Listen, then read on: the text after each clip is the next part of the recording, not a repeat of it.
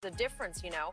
I'm glad people are talking down about it because I know the truth about it, and I'm excited about what's to come. So, Shannon, is Godwin telling the truth, or is he protecting his QB, Tom Brady? He's protecting me, being a good teammate. I mean, what was he supposed to say? Yeah. I mean, you know, I wish they'd ask him to say in reference to what? So how would you say his arm talent is compared to Jameis? Is the same velocity?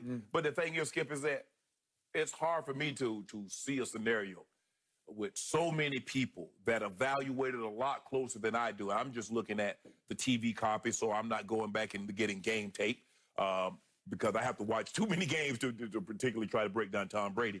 But from what I can see from the game copy, and I know people that have broken Tom down via game tape, say his arm, he has lost some velocity on his throws. And that's okay. He's still, look, it's not like he was ever Brett Favre, Skip, and nobody's going to consider him Patrick Mahomes. Tom Brady gets the job done because he understands defense and he throws with a lot of timing and accuracy. And so even if he were to lose, like Greg Maddux, it was all about placement. Greg Maddux wasn't busting a window with a brick, but he could pinpoint it here and here and here and dot I's, and you couldn't hit it. And he could make it dance. He could make it dance. Oof. And Tom Brady has such great anticipation that before the guy snaps his head around, the ball is on his way. So what and the ball's there. He turns around, boom, ball's there. So, Skip, for me, I mean, I don't really know what else he's supposed to say, but I watched the tape last year. I watched the games, not tape. I watched the games last year, and a lot of other people in his unit, for the most part, 85, 90% of the scouts and evaluators said Tom Brady has lost velocity on his throws. I loved what Chris Godwin said, and I believe he is not protecting Brady. He's just speaking the truth. Because the first of the quote is, over the last couple of years, you've heard people on TV, Shannon Sharp, talking about Tom, and they love to talk about how his arm is dying. Yep, Shannon Sharp. Shannon Sharp. Washed up rag arm, Tom Brady. There's a difference between dying and dead. Okay. So dead. He's okay. There we go. Thank you. Let's go to dead. His arm is dead. So Chris Godwin what I loved about the quote is he's acknowledging the skeptics, acknowledging the naysayers and doomsayers when it comes to Tom Brady. And he's saying, gee, I don't see it at all. He is letting it rip. I see plenty of velocity, just like I always saw from him when he was winning Super Bowls. And to your point, no, he wasn't Dan Marino. He wasn't John Elway. He wasn't Brett Favre. No. He had an above-average arm, but it was mostly about anticipation and accuracy. Correct. Got it. So now I look back at Tom Brady last year, and on 20-plus yard throws, which are considered deep throws, into tight windows, he ranked #1 in accuracy in the league. So it had to travel at least 20 yards. Right. So there had to be some mustard on it, just something to have a little bit of juice on it, right? And he somehow carried what I thought was a below-average team, especially on offense, all the way to the 2 seed and had it in the bag until Belichick's defense upchucked it to Ryan Fitzpatrick. Then, as he went to Tampa, Rick Stroud, who is the voice in Tampa, he is the guru. He's covered that team forever. He knows what's going on with the Buccaneers.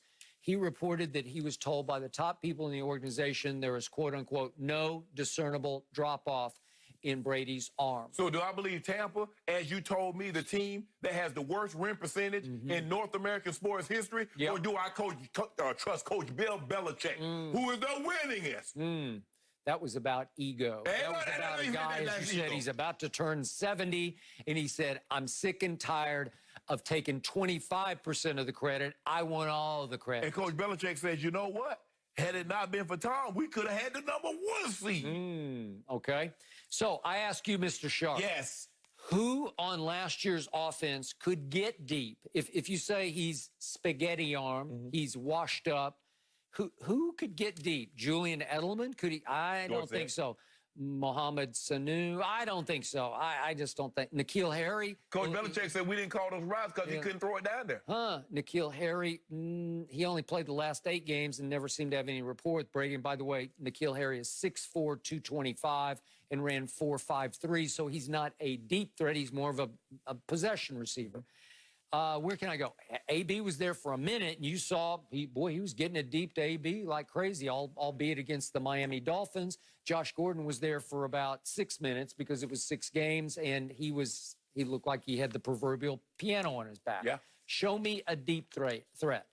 Maybe Philip Dorsett, but again, they barely used him. Skip, outside of that season in which he threw the bombs over Baghdad to Randy, Skip, that's not his game. Okay. You know he throws to the backs, he throws to the tight end.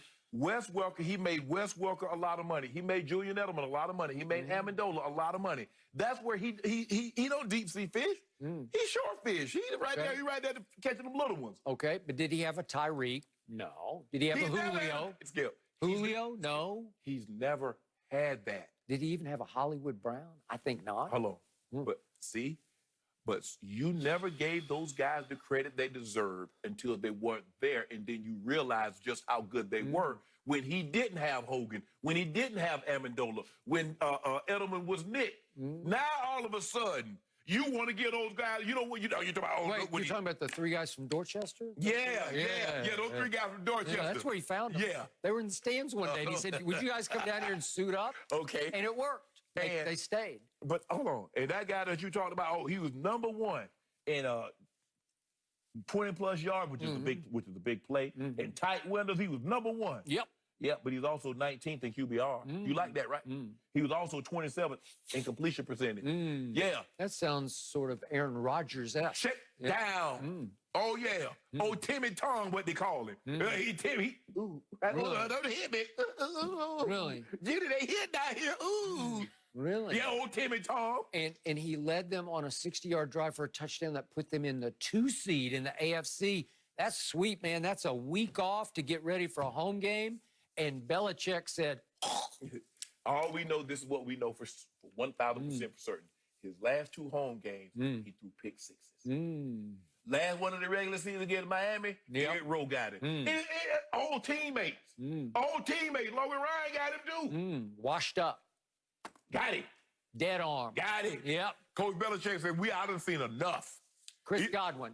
Mike Evans. Coach Belichick says, I can't carry you anymore. I've been carrying you for 20 years, Tom. Really? I've been carrying you for 20 years. It's time he opened the door and he reached across and opened the door, let him get on out.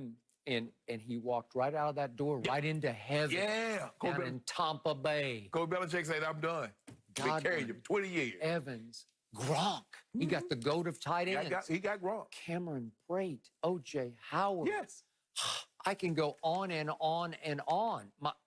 It's loaded. It's the most talent Tom Brady's ever had on offense in 20 years. In other words, what you're trying to tell the people at home is that Tom is there for a great ride. Because they're about to pick him up and carry his butt. Okay, he'll take that. You carry it all the way to a home Super Bowl. They didn't carry him that Tampa's far. in the home Super Bowl after winning the NFC South. Thank you very much. Didn't Cam Jordan just tell you that wasn't happening? Yeah.